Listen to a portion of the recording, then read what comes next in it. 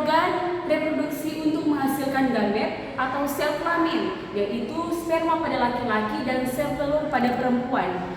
Proses ini berbeda dari meiosis atau pembelahan sel biasa karena meiosis melibatkan dua tahap, pembelahan dan menghasilkan 4 sel anak dengan jumlah kromosom setengah dari sel induknya atau haploid. Pembelahan ini penting untuk menjaga jumlah kromosom tetap stabil dari generasi ke generasi setelah fertilisasi. Meiosis terdiri dari 2 tahap. Tahap utama itu yang pertama meiosis 1 dan meiosis 2, dan masing-masing tahap memiliki beberapa fase.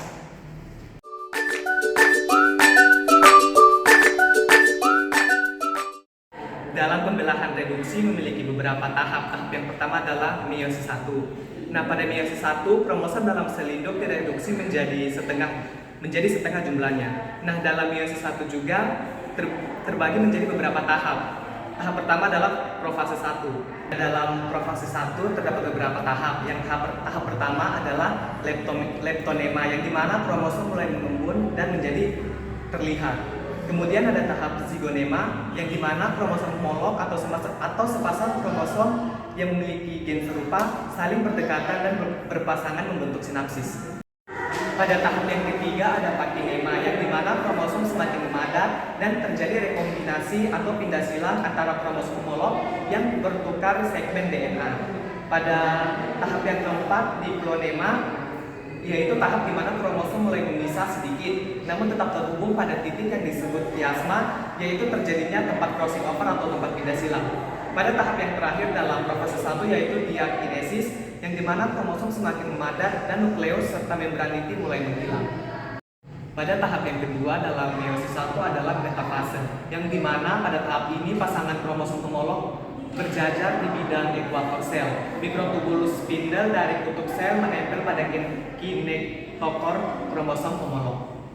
3. Dalam fase pertama, kromosom homolog ditarik oleh mikrotubulus ke kutub yang berlawanan. Tidak seperti mitosis, kromatid saudara tetap bersama. Yang keempat, dalam fase pertama dan sitokinesis. Kromosom tiba di kutub masing-masing dan sel membelah menjadi 2 sel anak. Setiap sel anak mengandung setengah jumlah kromosom atau haploid, tetapi masing-masing kromosom masih terdiri dari 2 kromatid.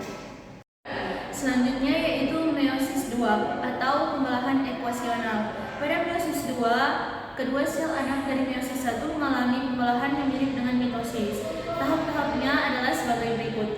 Yang pertama adalah profase 2. Kromosom mulai memadat kembali jika telah mengalami dekondensasi. Mikrotubulus spindle mulai terbentuk dan membran inti menghilang. Yang kedua adalah metafase 2. Kromosom berjajar di bidang ekuator sel dan mikrotubulus spindle menempel pada kinetokor masing-masing kromatid. 3 yaitu anafase 2, di mana kromatid saudara dari setiap kromosom dipisahkan dan ditarik ke kutub yang berlawanan.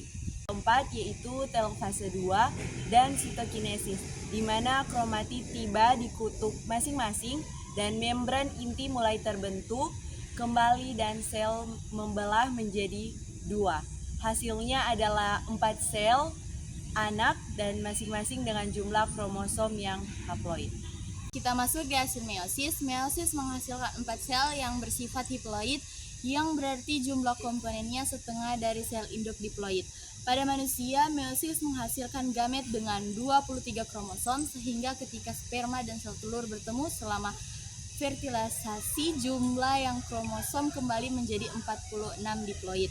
Pembelahan meiosis penting untuk variasi genetik karena adanya proses rekombinasi selama profase 1 yang menghasilkan kombinasi alel baru yang pada setiap gamet. Hal ini berperan dalam keragaman genetik organisme.